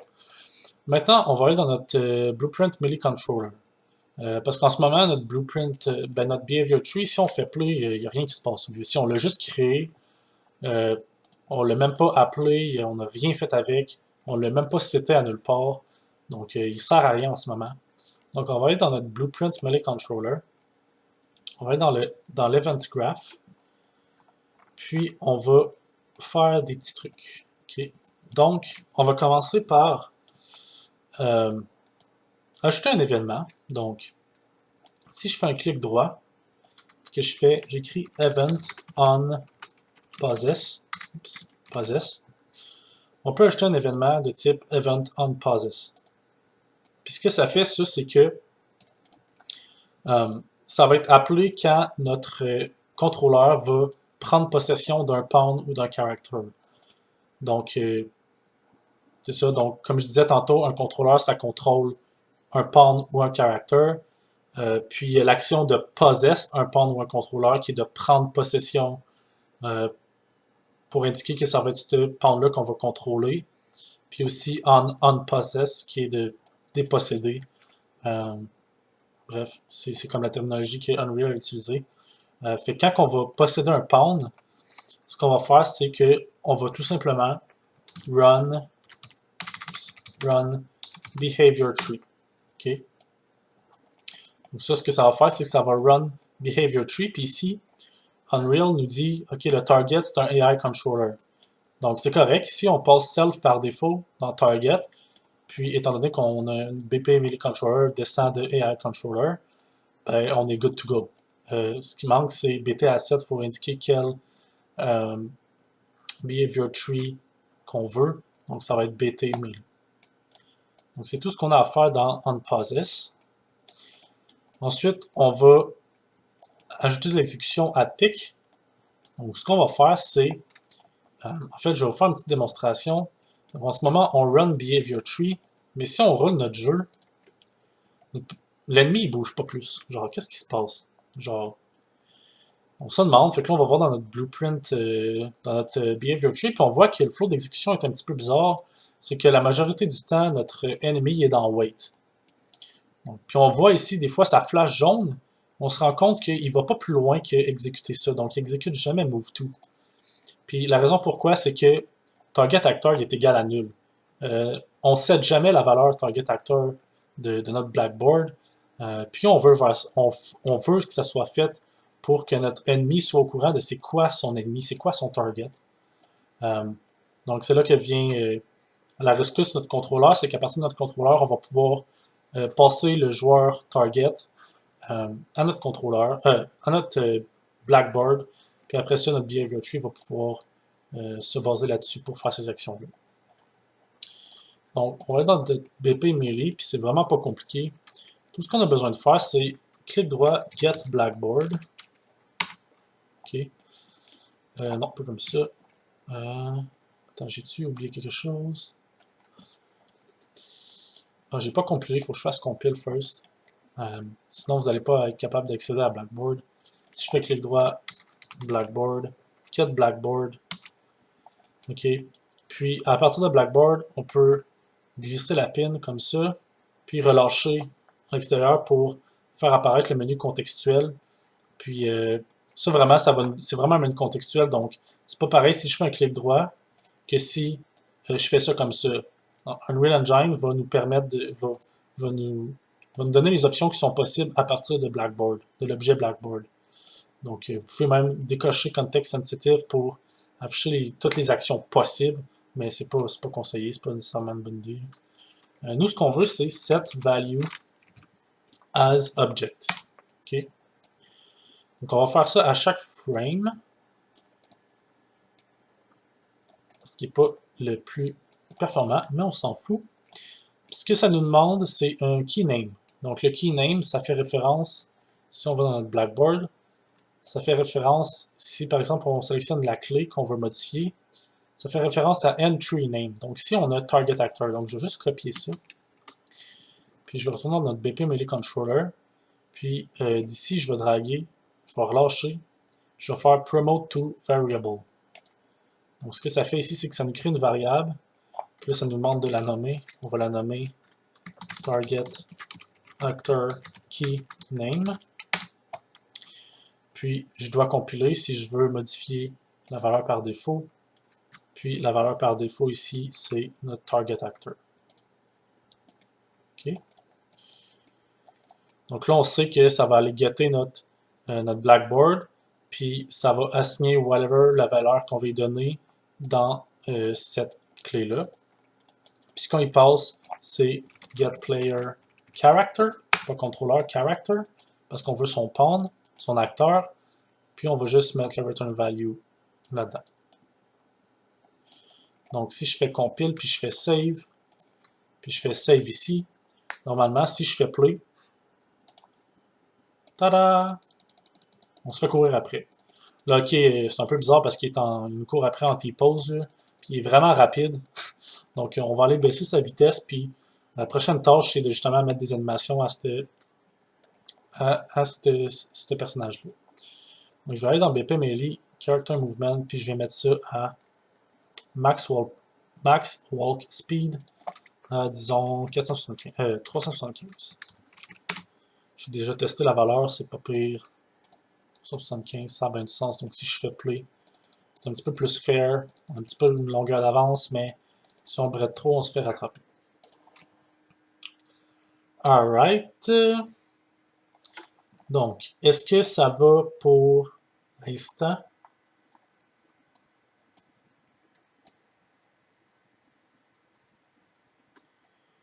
I guess que oui. Oui. Ah, bon, merci. Good. Je vais continuer.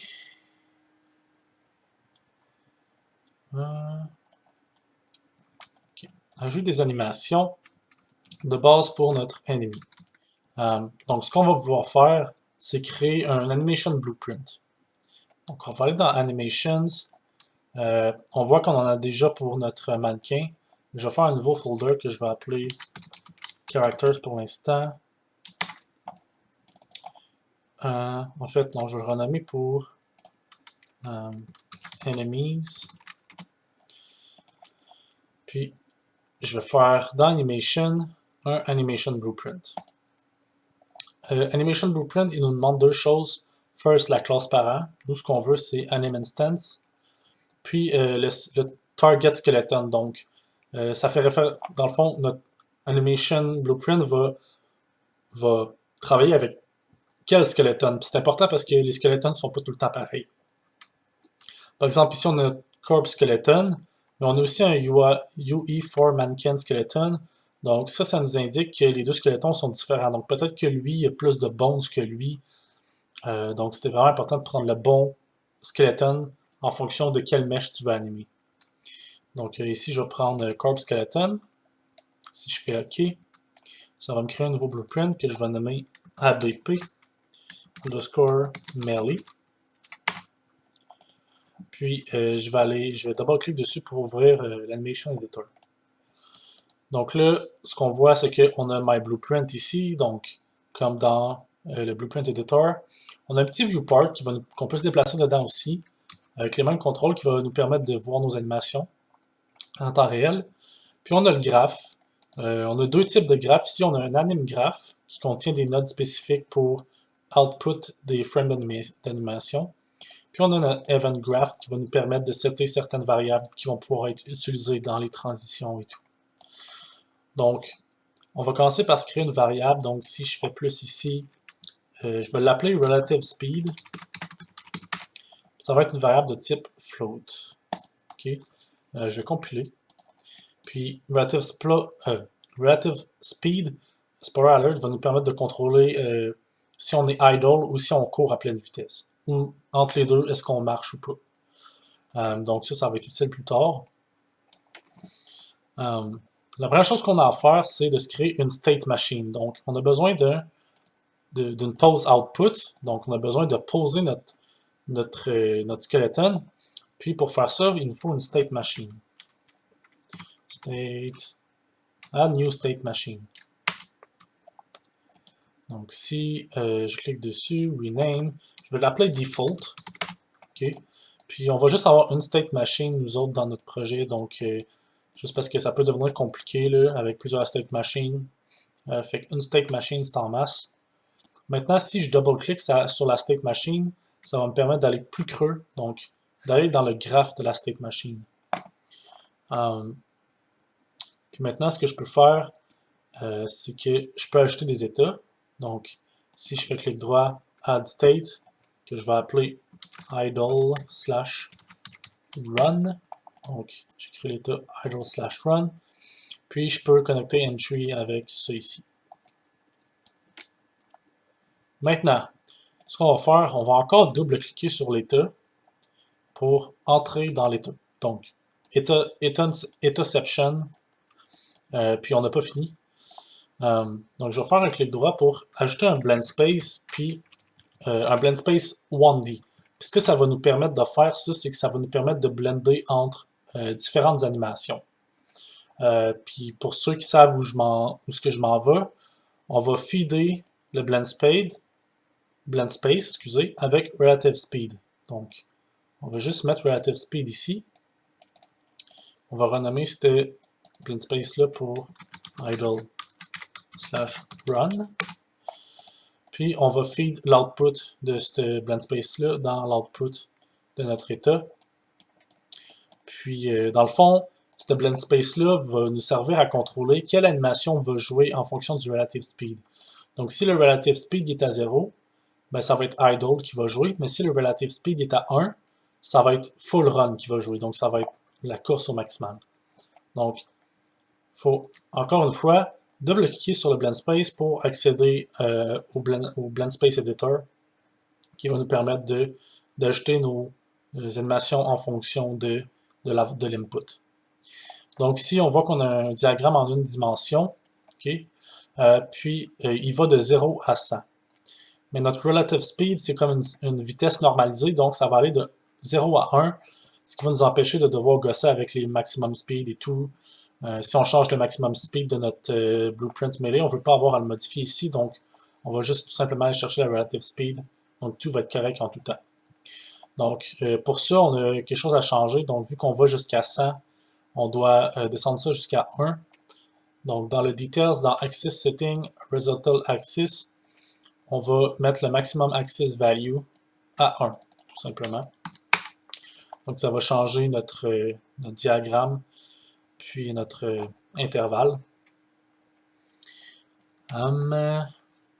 Donc c'est ça pour ça.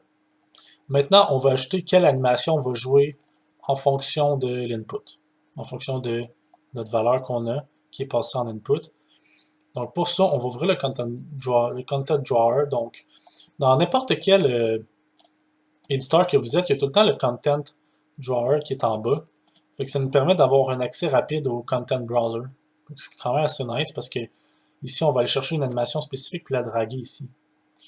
L'animation qu'on va vouloir ajouter, premièrement, c'est Alert Idle. Donc ici, je marque ça, vous devriez juste avoir une animation qui sort.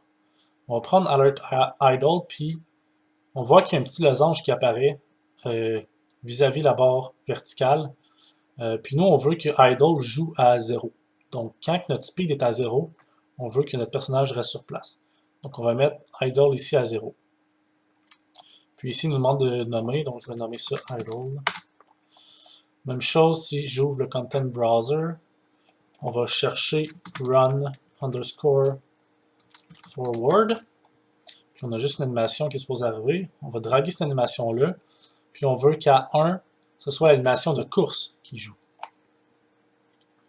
Donc, il nous demande de renommer ça ici. Je vais marquer Run. Maintenant, si je fais Compile and Save, on voit que automatiquement notre personnage s'est mis en mode idle. Puis il s'est mis en mode idle. Puis si on veut tester notre blend space, en bas à droite ici, on peut modifier les valeurs qui vont affecter le real time ici. Donc si par exemple je mets mon relative speed à 1, ben, il se met à courir. Parce que ici, mon blend space il est ici, la valeur est ici, on le voit avec le plus vert. Si par exemple je le mets à 0.5, ben là il va faire l'interpolation des deux animations, donc il va être plus en mode marche. Donc la beauté de l'interpolation entre deux animations, ça te permet de créer d'autres types d'animations en fonction de ce qu'il y a entre. Si par exemple je le mets à 0.1, on voit qu'il fait des petits pas sneaky. Donc c'est assez drôle. On va laisser à 0 pour l'instant. Compile et save. Puis c'est ça pour le blend space. Maintenant, ce qu'on peut faire, c'est on va aller dans notre event graph ici. Donc maintenant, c'est bien beau ici, mais si par exemple je fais si je fais play ici, notre personnage ne bouge toujours pas. Puis pourquoi il y a pas, les animations ne s'appliquent toujours pas dessus, c'est qu'on n'a pas indiqué à notre mesh c'est quelle animation blueprint on veut utiliser pour générer les animations sur cette mesh-là. Donc on va aller dans notre blueprint mêlé ici. Dans notre mesh, on va rechercher anim class. Puis vous voyez ici, anim class c'est none. Donc c'est normal qu'il n'y ait pas d'animation. Donc on va chercher l'anim class qui nous intéresse qui est ABP Melee. Puis aussitôt qu'on met ABP Melee, il va créer une instance de anim class. puis il va l'appliquer à notre personnage. Si je retourne ici, il va juste jouer idle constamment. Donc, ce que ça veut dire, c'est que notre relative speed est tout le temps à 0. Puis on veut que, en fonction de quand le personnage bouge, ben, que notre relative speed soit mise à jour dans notre ABP Melee. Puis comment on va faire ça? Si on retourne dans notre ABP Melee, c'est là que le event graph va intervenir. Donc là, on va actually écrire du code, entre guillemets, qui va aller chercher la relative speed en fonction de notre character movement de notre BP Melee. Donc ici, ce que je vais faire, c'est que je vais, d'ici, je vais draguer. Je vais demander est-ce que cette instance-là est valide. Donc ici, il y a deux isValid. On veut les isValid, le point d'interrogation, parce que l'autre en haut, c'est une fonction pure. Donc ça va juste nous demander de faire ça. Puis après ça, une autre branche. Une autre nœud qui est de type branche. Donc c'est deux nœuds au lieu de un. Donc c'est pour ça qu'il y a la petite utility function isValid qui va juste faire les deux en un. Big brain right here. Donc si ça c'est pas nul ou si c'est valide, donc c'est ça que, en fait, ici ça regarde si l'instance est nulle ou non. Ça fait probablement d'autres checks, mais bon, on s'attendra pas à ça. Ben là ce que je veux faire c'est que je veux set relative speed. Donc, je vais coller set relative speed. Puis à quoi on veut set relative speed? Ben, il va falloir le calculer. Donc, ce qu'on va faire, c'est qu'on va demander à notre pound, c'est quoi ta vitesse? Donc, get velocity. Get velocity va nous retourner un vecteur. Donc, une vélocité représentée par un vecteur. On va normaliser ce vecteur-là, donc normalize, okay, pour que ce soit un vecteur de longueur, un vecteur unitaire. Puis après ça, on va prendre ce vecteur-là, puis on va appeler vector length pour aller chercher la longueur de ce vecteur-là. Donc, en normalisant le vecteur, on est certain d'avoir une vélocité qui est de longueur 0 à 1. Puis après ça, on va chercher sa longueur, qui va être L de 0 à 1. Donc, on est sûr que notre blend space, ça ne va jamais dépasser 1, puis ça ne va jamais aller en bas de 0. Donc ici, relative speed, et voilà. Puis normalement, si je fais compile et play, que je fais play, on devrait voir notre personnage courir. Quand il marche, quand il arrive proche de nous, on voit qu'il s'arrête. Par contre, on peut se rendre compte qu'il s'arrête très brusquement. Il n'y a comme pas d'interpolation entre l'arrêt et la course. La course et l'arrêt. Puis, au fond, pour changer ça, on va aller dans notre ABP Melee. Je pense que c'est dans Blend Space, dans le panneau Details, il y a une valeur qui s'appelle Global Interpolation Speed. Puis là, vous pouvez lire le tooltip. Ça dit This is the speed at which we interpolate towards the target weights measured in how many times per second we can get to the target. Bref, c'est très cryptique comme description, là, mais en gros, ça va smooth plus que la valeur est high, plus que ça va smoother l'interpolation entre ça ici. Okay? Donc, ça va pas être genre tac ou tac. À ce moment, c'est tout ou rien, mais on veut qu'il y ait une certaine interpolation entre les deux. Donc, moi, j'avais trouvé que la valeur 8, c'était la best in place, best in slot. Donc, maintenant, si je fais play, ben là, normalement, mes transitions sont plus smooth. Donc, c'est ça pour les animations de l'ennemi. Je ne sais pas si vous avez des questions par rapport à ça. La prochaine étape, ça va être de faire l'ajout de la logique d'attaque. Je pense pas qu'on va être capable de la finir d'ici la fin de la réunion, mais on va se rendre le plus loin possible. Comme ça, demain, on va juste avoir plus de temps pour faire le reste.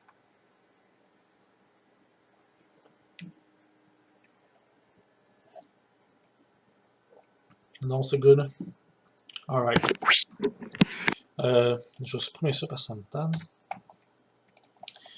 Maintenant, pour faire la logique d'attaque, on va aller dans ABP Melee. Puis,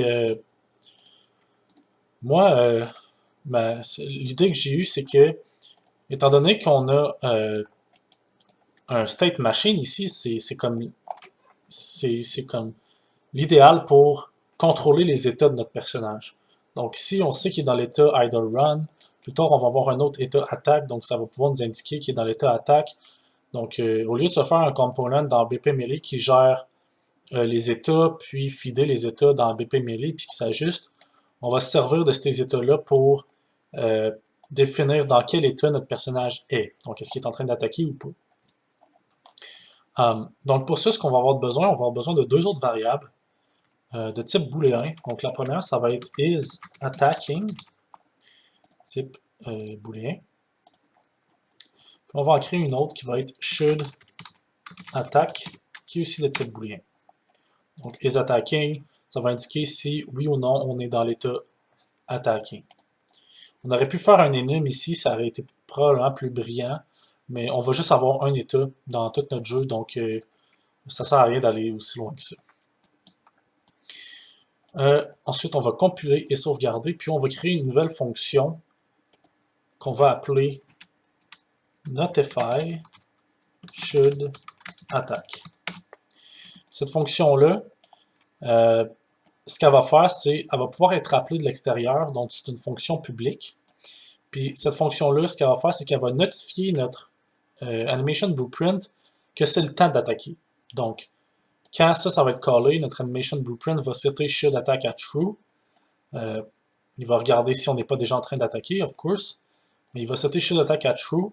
Puis éventuellement, on va avoir des transitions dans notre state machine ici qui va dire OK, si is attacking is true, mais on va transitionner vers l'état attaque. Donc on va commencer par programmer ça ici.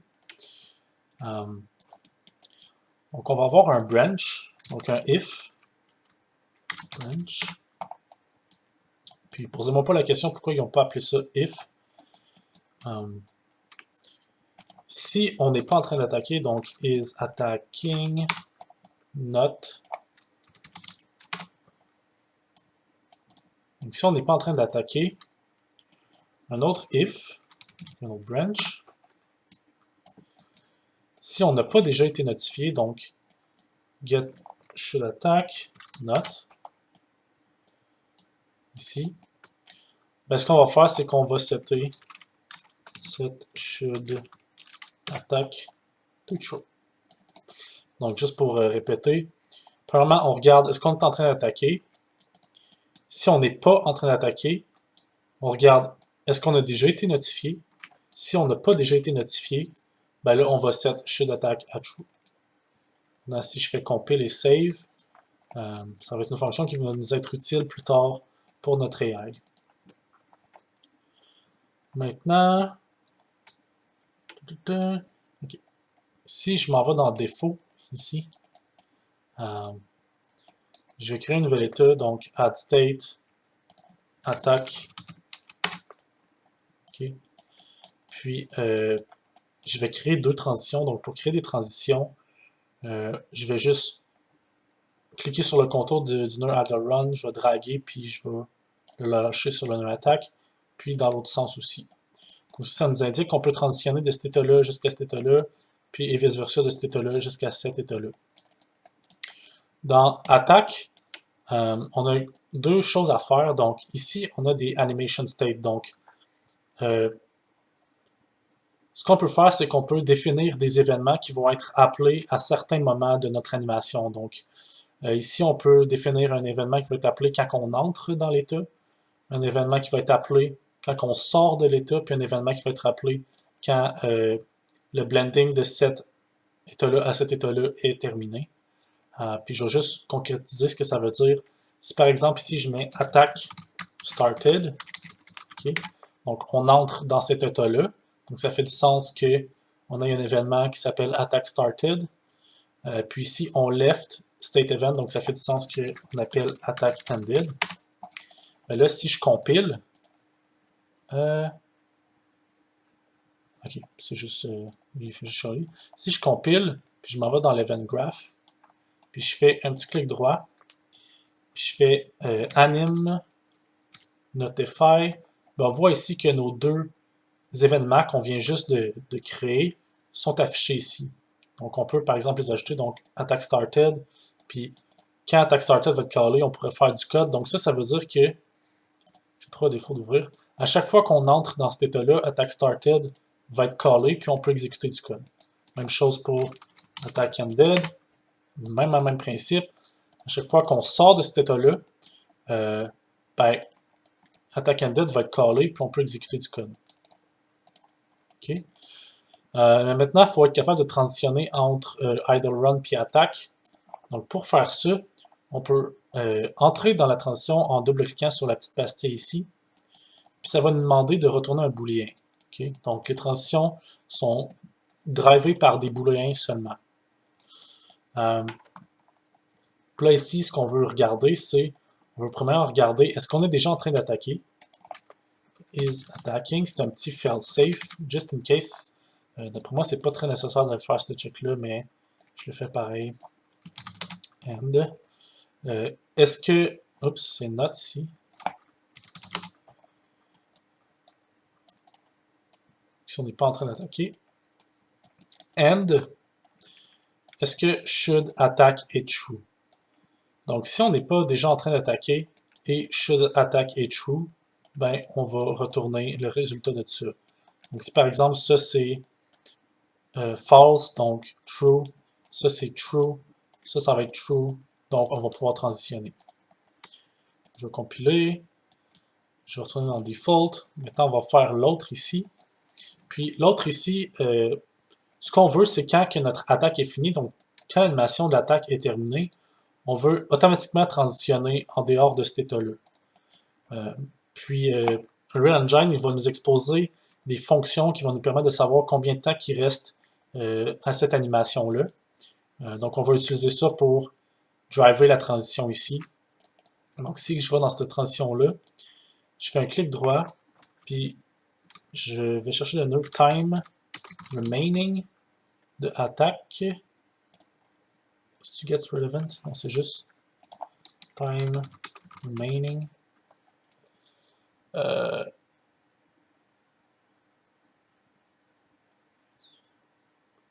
Ok, attends, non, je vais faire autre chose. Avant ça, le problème c'est qu'on n'a pas seté d'animation dans notre état attaque. Donc, je vais aller définir quelle animation on veut utiliser. Puis l'animation qu'on veut utiliser, c'est idle, c'est attaque basic 02. Donc, on va prendre cette animation-là, on va prendre l'output, puis on va le mettre dans l'output de l'état. Je vais faire compile et save. Donc ici, si on sélectionne l'animation qu'on vient juste d'ajouter, on va décocher Loop Animation parce qu'on ne veut pas que notre animation à loop infiniment, sinon on va constamment être pogné dans, on va être pris dans cet état-là, étant donné qu'on se fie sur le temps restant de l'animation. Donc on va juste le décocher par prévention. Compile save, retourner dans le défaut. On va aller dans cette transition-là qu'on n'était pas capable de faire. Clic droit, time remaining. Donc on l'a ici, le time remaining de Corpse Alert Attack Basic 2. Si ça, c'est equals à 0, ben on va transitionner. Si je fais compile et save, là, il ne chiale plus, les transitions sont toutes faites. Donc, c'est ça pour l'animation blueprint. Je pense. Ah oui. Il reste une chose à faire. Dans le même principe que j'ai fait ici, on peut ajouter des événements sur nos animations. Puis je vais vous concrétiser ça. Si par exemple je m'en vais dans les animations, Meshes, Corpse, Animation, je vais chercher mon attaque Corpse Alert Attack Basic 2. Puis là, vous voyez que j'ai cherché, là, mais il y a un petit raccourci. Si par exemple je m'en vais dans l'attaque, j'ai l'animation ici, je peux, dans Sequence, vu que j'ai Corpse Alert Attack Basic 2, je peux cliquer sur la petite loupe ici pour aller sélectionner automatiquement l'élément dans le Content Browser. Donc après ça, je vais l'ouvrir. Puis ça, c'est l'Animation Editor dans le fond. Si je fais Pause, ça ne vous permet pas nécessairement d'animer, mais ça vous permet d'ajouter comme des appels de fonctions à certains moments clés, à certaines frames de votre animation. Donc, on a ici la track Notify, ok? Puis on a une sous-track ici Notify. Si par exemple on fait un clic droit, disons à la frame 20, je peux ajouter un Notify, puis New Notify, puis le nommer par exemple Apply Damage. Ok? Donc là, ça veut dire qu'à la frame 20, bang, ben, l'événement Apply Damage va être appelé sur le skeleton. Donc, à tous ceux qui ont accès au skeleton vont pouvoir avoir accès à cet événement-là. Donc ici, on se rend compte, là, j'ai pas mal placé à la bonne place, donc on peut déplacer ici comme ça. Bref, on peut le déplacer où ce qu'on veut. Je pourrais le mettre à la frame 34, donc à la frame 34, l'événement serait appelé là, mais à la frame 20, c'est parfait. Si je fais save ici, puis je vais vous illustrer ça, ce que ça veut dire. Si je retourne dans mon ABP Melee, tantôt on a dit que ça utilisait ce skeleton-là, okay, qui est Corpse Basic, je pense, Corpse Sword. Si je m'en vais dans mon Event Graph, vu que j'ai accès au skeleton sur lequel cette animation-là est appliquée, là, si je fais un clic droit ici, je peux aller chercher mon Apply Damage.